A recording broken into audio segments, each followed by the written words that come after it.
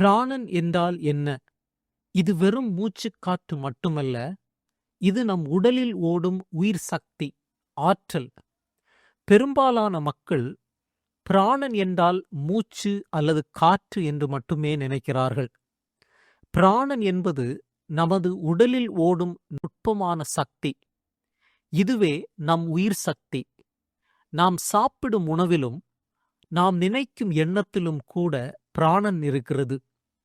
நமது உடல் ஆரோக்கியமாக இருக்கவும், மனம் சரியாக வேலை செய்யவும் பிராணன் சரியாக ஓட வேண்டும்.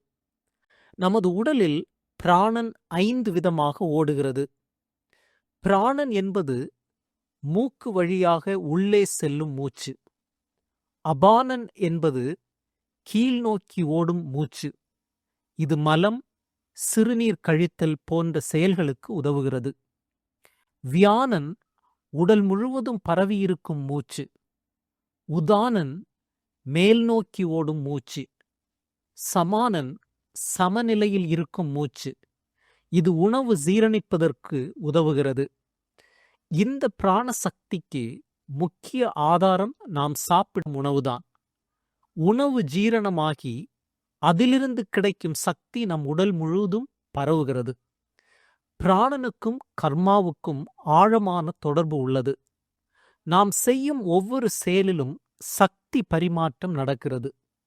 இதனால்தான் நமக்கு நல்ல அல்லது கெட்ட கர்மா வந்து சேருகிறது.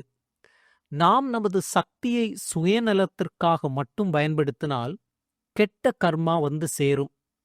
அதனால்தான் நமது நூல்கள் நாம் செய்யும் காரியங்களை இறைவனுக்கு சமர்ப்பிக்க சொல்கின்றன.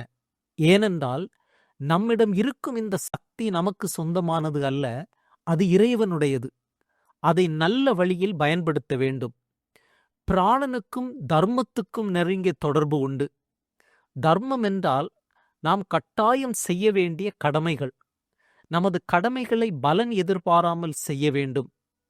பிரம்மதேவர் மனிதர்களுக்கு தானம் செய்வதை மிகப்பெரிய அறமாக சொன்னார். ஏனென்றால் தானம் செய்யும்போதுதான் நாம் நமது பிராண சக்தியை மற்றவர்களுக்கு கொடுக்கிறோம்.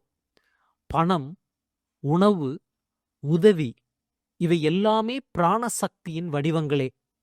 இப்படி மற்றவர்களுக்கு உதவுவதால் அவர்களால் தங்கள் வாழ்க்கையை தாக்குப்பிடிக்க முடிகிறது. பிராணன் என்பது நம் உடலில் மட்டுமல்லாமல் இந்த பிரபஞ்சம் முழுதும் பரவியிருக்கிறது. காற்று, நெருப்பு, தண்ணீர், பூமி இவை அனைத்துமே பிராணனின் வெவ்வேறு வடிவங்கள்தான். நாம் சாப்பிடுவது, பேசுவது, யோசிப்பது, படிப்பது, தியானம் செய்வது எல்லாம் பிராணசக்தியை பரிமாறும் வழிகளே. நாம் நல்ல கர்மாவை சேர்க்க வேண்டுமென்றால் நமது சக்தியை நல்ல காரியங்களுக்கு பயன்படுத்த வேண்டும். மற்றவர்களுக்கு உதவ வேண்டும். நமது கடமைகளை சரியாக செய்ய வேண்டும். இப்படி செய்வதால் நமக்கு நன்மை கிடைப்பதோடு சுற்றமும் நன்றாக இருக்கும்.